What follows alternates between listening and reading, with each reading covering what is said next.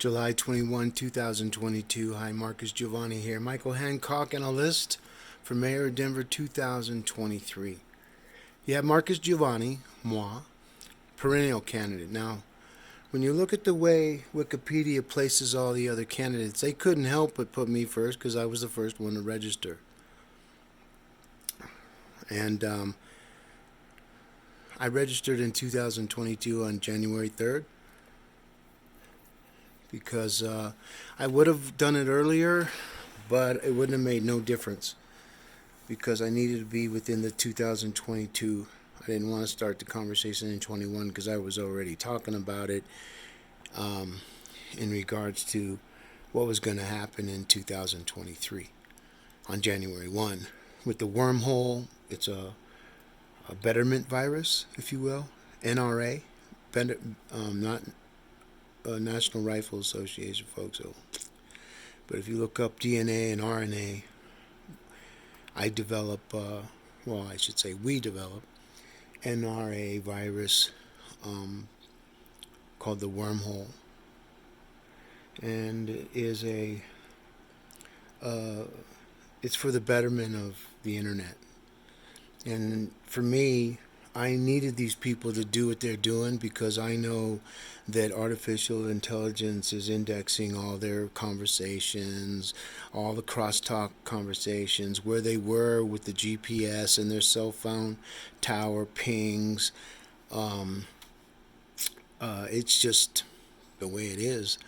But the way you look at it, I am the first guy, but it's just perennial candidate. That's like a perennial candidate's a candidate that runs all the time and never wins.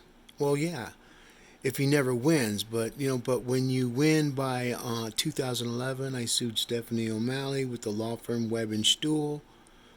Richard Daley, everyone knows Richard Daley. He was representing me in the law firm was Webb and Stuhl. I met Joe Webb, which is the uncle of Stephanie O'Malley, who was the clerk and recorder I sued, and the daughter of Wellington Webb, the last known growth mayor. And it's sad because when I seen the two growth mayors, Pena and Mayor Webb, together with the decay mayors, Hickenlooper and Hancock, and watch them all shuck and jive and pat each other backs and give each other sloppy kisses, and they're telling them how proud everybody. So what they did was in the digital world, and see, they don't know this because they're old. They're dinosaurs. And they have not done anything to raise their knowledge bar so that they can teach other people, so people can raise their learning curves and their knowledge bars. And what other countries are teaching their kids right now, but not us.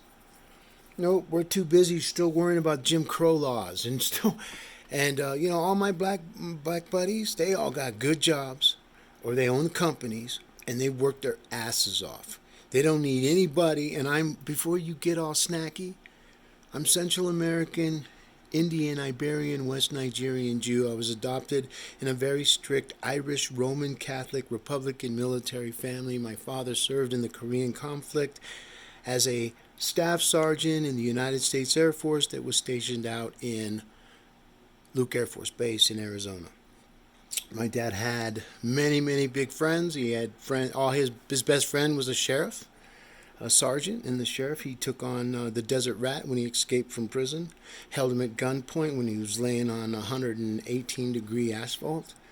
So I've always learned to respect my law enforcement, and it's amazing because when people profile me, and I had a lot to profile, folks, believe me. When you look at bigot cops, they're everywhere, folks, and that's why they're cops, because they're bullies and they have control issues. Because why would you want to be a policeman? To protect and serve? No, so you can get them in trouble, and because for whatever reason. Now, with that said, I've changed my mind on that because I met a police officer that was my running mate. He is a badass soldier, badass man. And he took a lot, and he was going to be my guy to because he knows both sides. See, we need to certify our sheriffs, folks, and we're not. And we're doing everything to keep our law enforcement in the handcuffs they carry. We have to stop. When I'm mayor, we're pulling that off. Our chief of police, he's going to get the handcuffs are coming off. And when I show him the civil citypatrol.com, which is going to be run by the citizens of Denver, we're talking people. We have drones that are unbelievable. And we can, we don't have to have our police force driving around in marked cars so that people can see them 5 miles away. We don't need our policemen wearing Gestapo-styled police uniforms. They're out. Get rid of them. But that's part of their control. They want that Gestapo Nazi look, and that's what it is. And every police agency is all the same. And so until we change that, and then we have to change teaching our children when police, popo, smack dogs, tell you to go home, stand down, call your parents, do it. You'll live another day. And those who stand to confront the law because you have a right to tell them whatever you want and spit on them and shit on them and pour your urine on them, guess what? You're not going to do that to our police in Denver. I seen what they could do in the when Obama came and talked. It was the best security I ever seen. I drove around a big 650 Ford truck, and all the Denver police that were on that event, on the horses and on the SWAT teams. I drove around, I paraded it, and they were all giving me high fives. Because I had some stuff on my truck that I wrote. I'm not going to tell you what it is, but they know. You can't help but not see a 650 pickup truck driving around with telling the police our heroes and our first responders and other kind of stuff. And they're like, who's that long-haired freak? I'd be pulling up the horses, the policemen on the horses, and just waving at them. They're waving back. Guys on those armored vehicles on the outside, I see them giving me nods because it says protect our policemen. You know what I mean? My dad was a never a policeman, but all his buddies who came out of the service became Phoenix police and Denver sheriffs. So whenever I was profiled, and I was profiled a lot, folks, a lot. Especially my hair. I don't know what it was about my hair, but there were certain guys that just did not like my hair. Most of them were bald or thinning guys' hair that were policemen.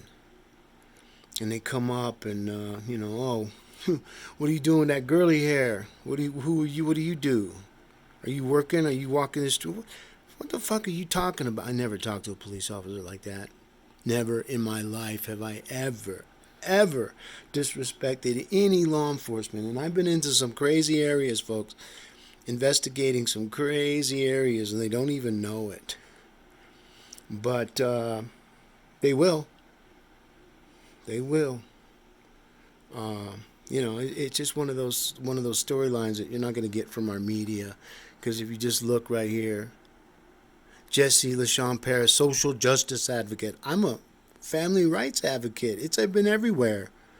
I've been fighting Karen Hubler, Magistrate Karen Hubler, who was on my case. I couldn't get a lawyer because they were all in fear of Karen Hubler.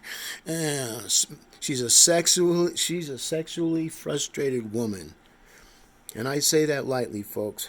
But that's, I've seen her twirling her hair in court and just like she's just a miserable hag. And she's destroyed a lot of families, folks. A lot of these black and brown and Asians and other whatever colors they want to pick in the rainbow. They're taking them out of their kids' lives, folks. And they're making money doing it. I've got the paperwork to prove it.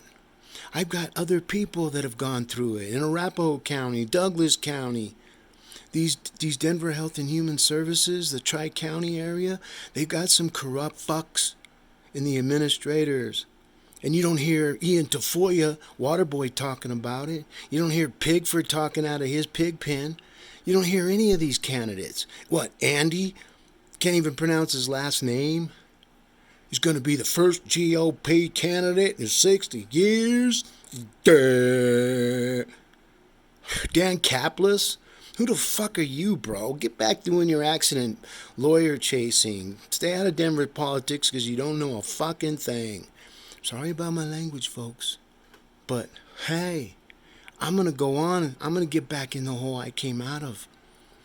I should have never walked in that cemetery where Honorable Mayor Robert W. Spear and his wife was buried. Because most of you people don't know that I'm a shaman Indian.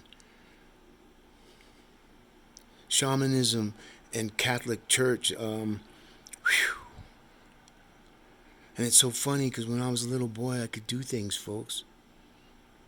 And my mom and my dad didn't understand because they were white. Don't do that.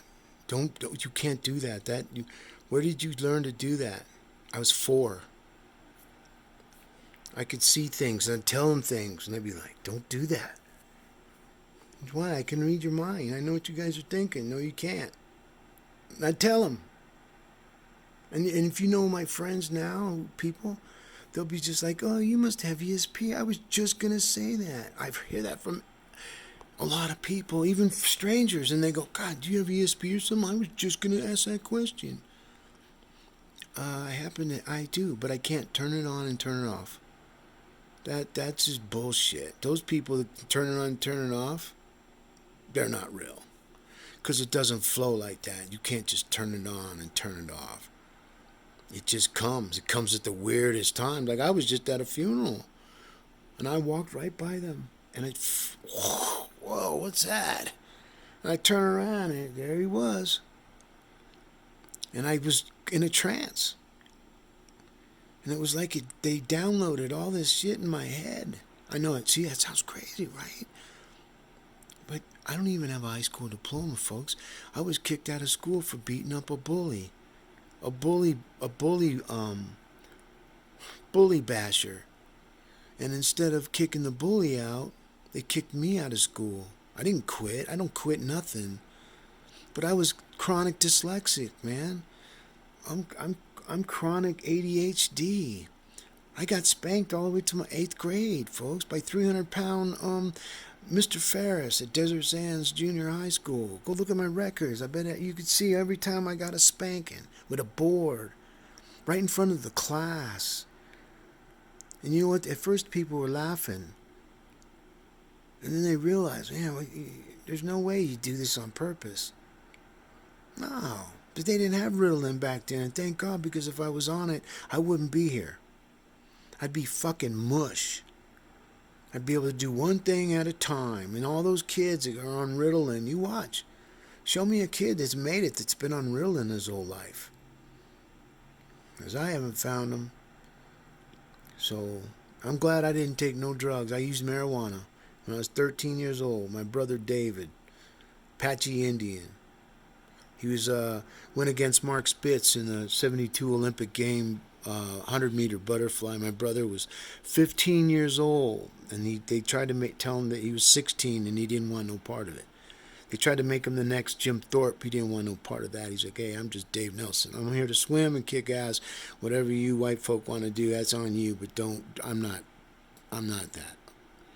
And my mom, she worked really hard. And my brother David, the Apache Indian, the Olympic hopeful, he had club feet. That's why he was adopted. He had club feet.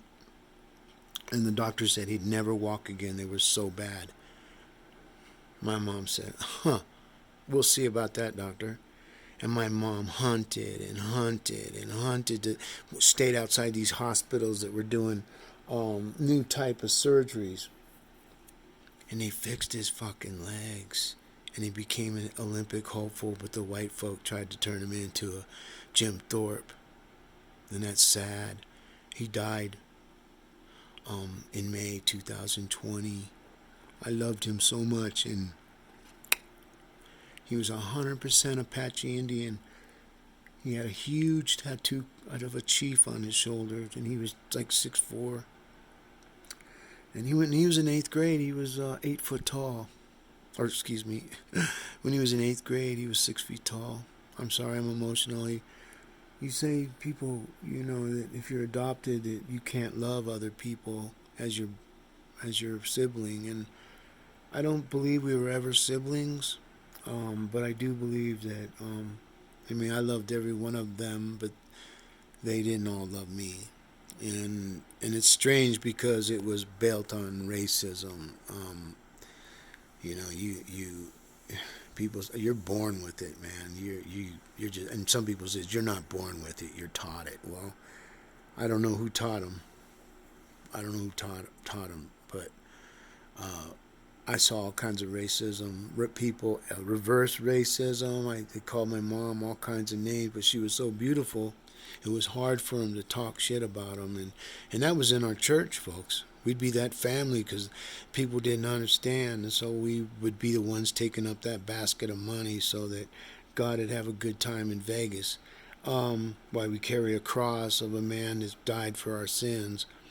And I'd hear women say, God, look at that family. How many husbands is that mom? And I'd turn around right in church. And it was a big-ass church, St. Vincent de Paul. And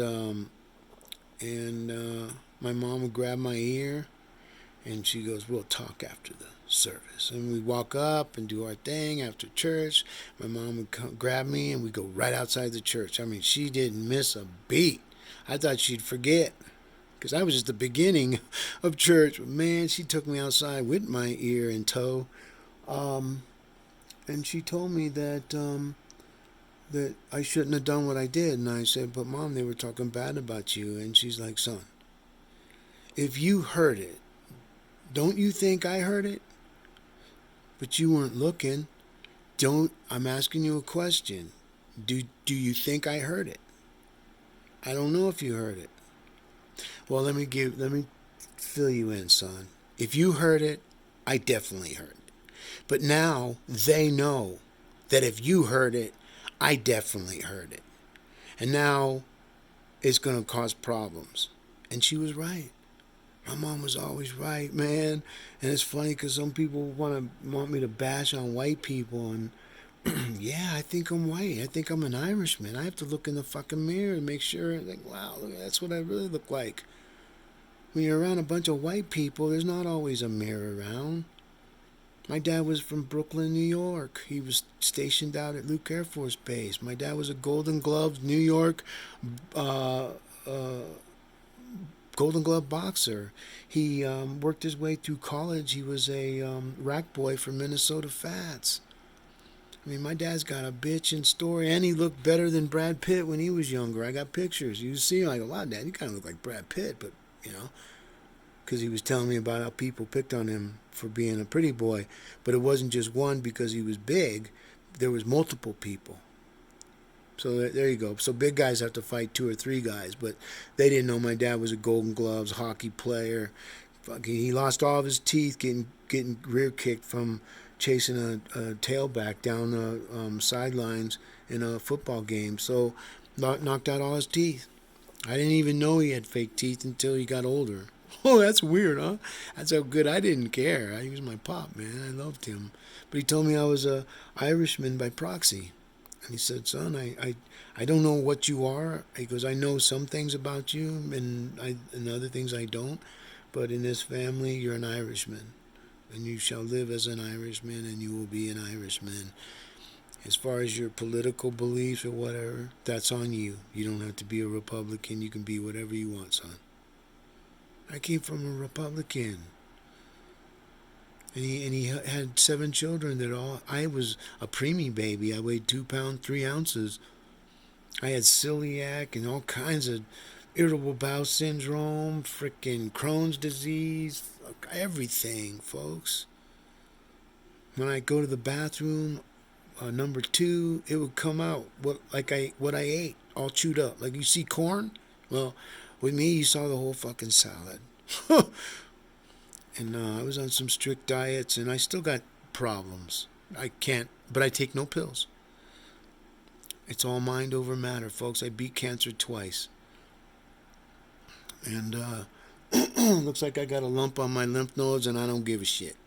How's that sound? I've had it for years, I know. I have a carotid aneurysm, waiting for that to blow.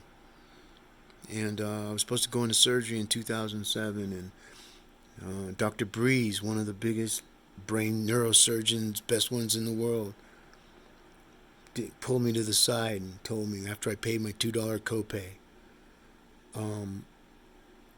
that I had a 60-40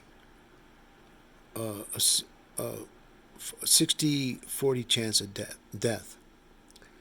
And I was like, oh, so I got a 40% chance that I'll die in this procedure? No, you have a 60% chance that you would die in this procedure. Well, doc, that's enough. That's all I needed to know, because if I go in there, I won't come back out. So I'm going to take my chances as it is. I'll teach my children about what a carotid aneurysm is, and I've been told by people that have been doctors, student doctors. Like, I was at a party and I told people, and the guy was standing there that had a carotid aneurysm. And he goes, "Well, I don't want to insult you, sir, but if you had a carotid aneurysm, you'd be dead right now." I said, "Really? So what's your expertise?" "Oh, I'm a medical student at U of B, blah, blah." "Oh, really? Well, you better go back and get your fucking money, dude, because you don't know what the fuck you're talking about." And I Google searched it, popped it up on the screen, and showed everybody. You can have an aneurysm, but it has to rupture. So just think about all the money that guy had to go to school, and here a guy with no high school diploma kicked his ass in front of everybody digitally. That's a wonderful feeling, and that's what we're going to teach our kids. I've created some deep mind, highly advanced things, supercomputer, that Denver is going to be able to take into the future and just get rid of everything that they've promised the last 60 fucking years. And another thing is that they will never, ever take away a man out of a kid's life. They did me 6 months all on lies, folks. And when my story comes out, but you won't hear it, because the Denver Post and the Westward, they're all fucking slime balls, and I've got them zeroed in the digital world to destroy their existence, because they're going to be trying to destroy mine, and I already know. We have operatives in every corner of this city that are sick of it. So you got 200,000 other people that not voted. They're sick of the fucking promises. They're sick of the, oh, we're going to eradicate only to make it worse. And it all starts with the leading perpetrator, the lovable, huggable mayor, Hickenlooper, driving in his brown scooter. No ideas, no nothing. Everybody propped him up like he was God. Now, God's name ain't Hickenlooper. I guarantee that. But what happened was his whole thing was to eradicate the homeless, because it was already under control with Webb. Go look it up. Webb had everything controlled. He had the growth. He had everything. Then they all decided that he was going to be mayor. The citizens, I guess, decided he was going to be mayor. I don't know, because I'm not there at the voters. Because they got all the Democrats on the committees for we're going to unleash a new ballot protection measure. And on the committee is Kevin Flynn, District 2. Oh, Ian Tafoya, candidate for mayor. Oh, Denver decides. Oh, Denver Inc. You see the pattern, folks? They can't escape it. They can't escape it at all. And I didn't need to be mayor to hand them their fucking asses. And I'm sorry for my language, but this is what I heard, the language from people telling me, just like I tell me to my face, you're all the same, I'm fucking sick of it. All right, here's my email, man. Subscribe to me.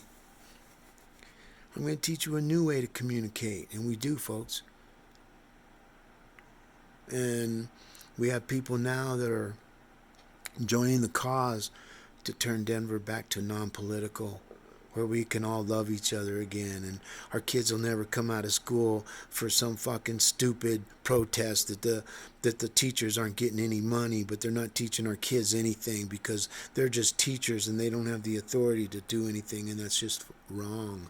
Our teachers are our first line of defense when the parents aren't there. Our teachers are our parents, are avatars of the parents, and it's the teachers that should have a right in the say of where that child's going. In kindergarten, we know who the bullies are.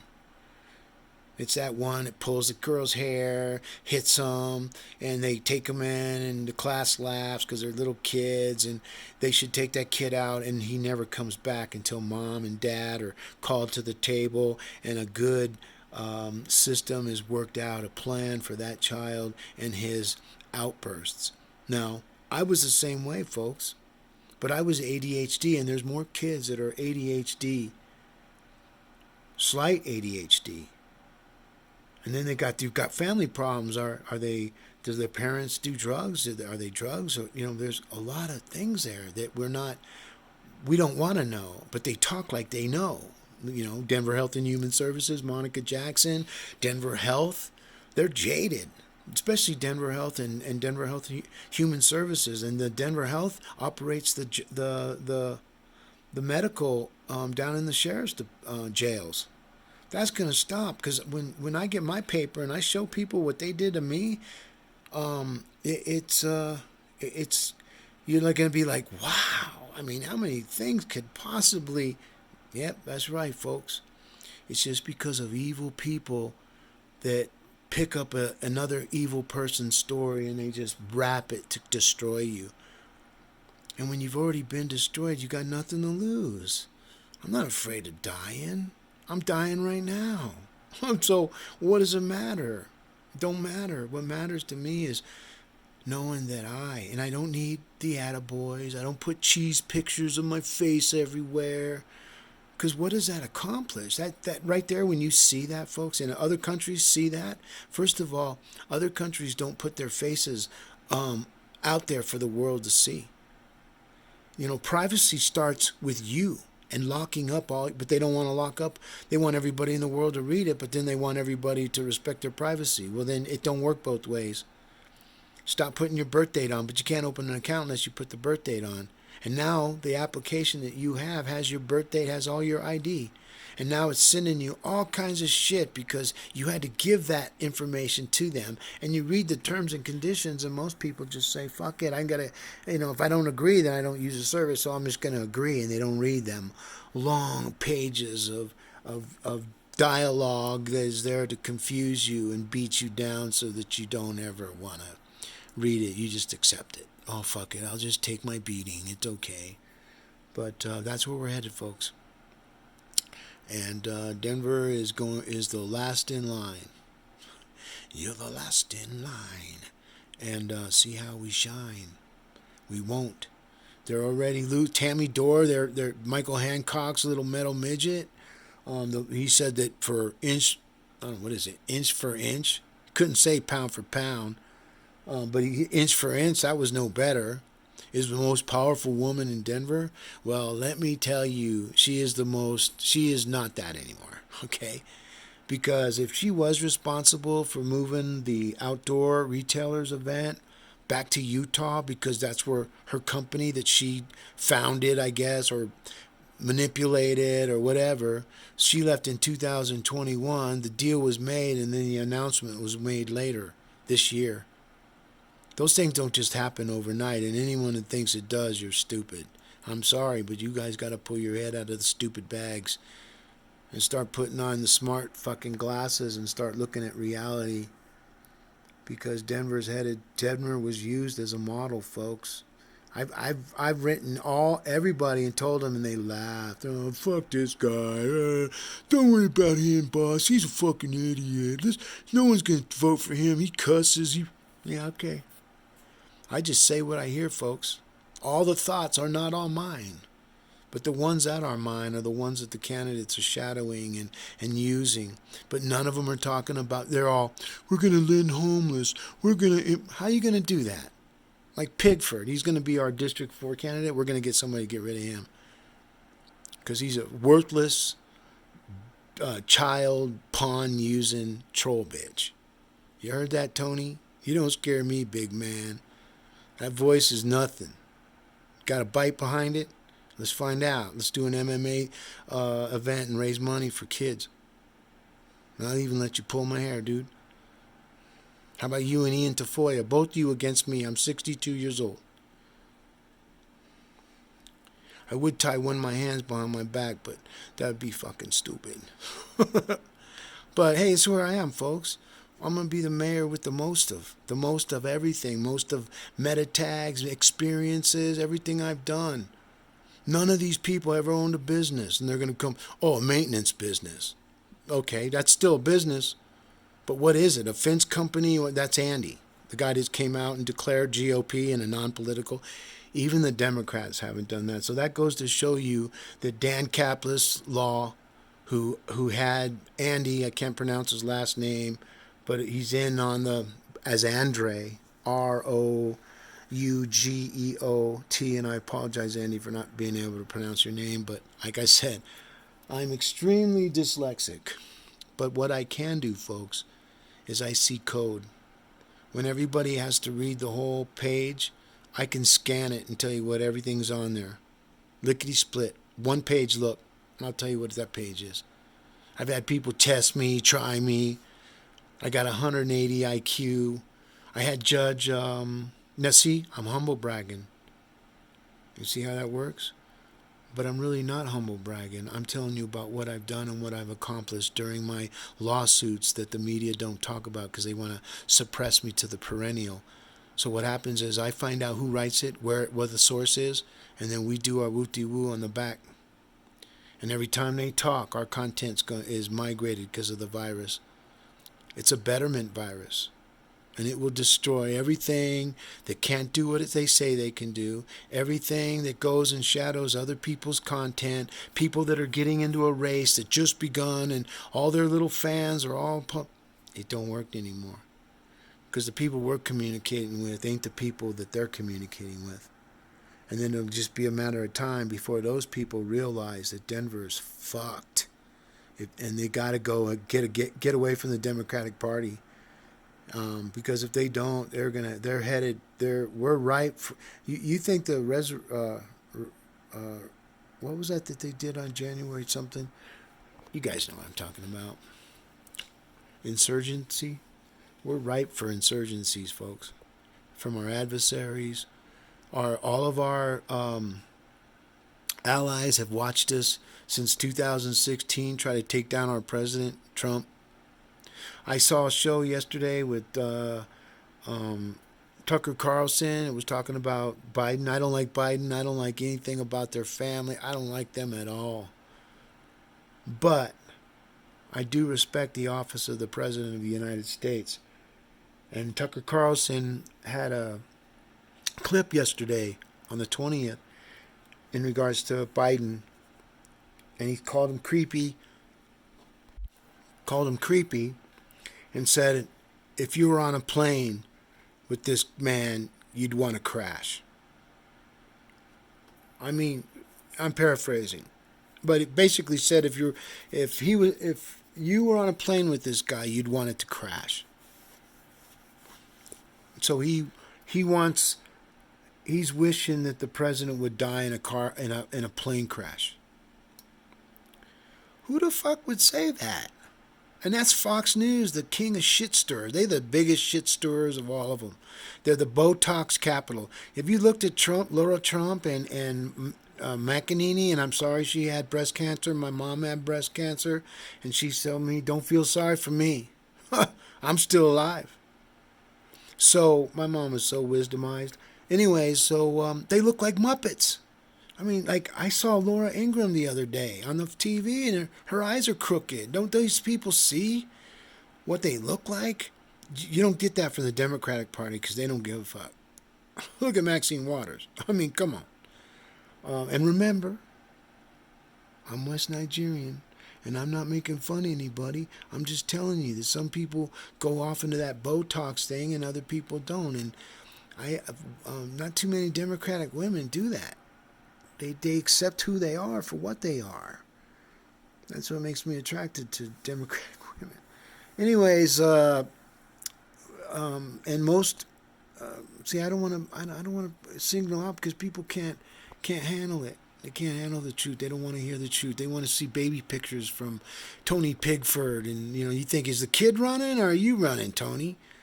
You got Mayor Hancock who's leaving us with $294,000 a year pension, folks, for the rest of his fucking life. Are you gonna make that much money for the rest of your life? So those guys, those lawyers, and those people that are making that kind of money, is that what your retirement's going to be, or how does that work? He gets that wakes up and then he tells Axios, another garbage source of Denver, we shouldn't have all these other outside sources in our community. What, we don't have anybody that can write? No, we can't. They're all corrupt, folks. They've all been indexed. There's nothing they might as well close their fucking doors, because it's about to get worse for them. And it's not me. I'm telling them there's other people looking to destroy them in the digital world. It's just like a video game, like Battlefield. And I've been giving the warnings to all the people, and they're just being schmucks, obtuse, ship of fools, willing to go down into the dark web for eternity, because the United States is tarnished bad. We might have the best world armies and all that kind of stuff, but morally, responsibility, accountability, credibility, relevance, wisdom to know better, that was taken from Denver in 1963. We're non-political, folks. Robert W. Speer, a Democrat who knew what a one-party system would do to Denver. And so he in 2013, he started the Robert W. Speer non-political movement. And that's why I started talking about it in 2013. And then some people that read it said, oh, this guy's confusing everybody. No, I know more than you think, because I'm here. There I am, right at the top. Followed by Jesse and his social justice candidate for District Count 9. The reason why he ain't running again against City Council District 9 is because Candy C.D. Baca is now there. No, that's, I take that back. I don't remember which one he was running with, but nevertheless, he ain't running for that one because he lost, and the incumbent's going to end up winning anyways, because Denver makes millionaires out of all their politicians. Why, they go hungry. They parade and put these guys on a stand. All 13 of those city council members are indexed worthless, outdated humans, man. And so they're going to go, oh, and the media pumps them up. Like, oh, they're going to run for, they don't realize. When the media pumps people that can't do what they say, and they haven't done it while they were in office, because all their emails, see, we don't see all this. Well, yeah, we don't see the actual emails, folks. What happens is you write content on what you think two people are going to be talking about. If they're selling blue widgets, there's not much to talk about with a blue widget. So it's the same kind of analogy. But now what's happened is Denver needs to protect itself, because they've been used as a model for the rest of the world. Now that's Silicon Mountain.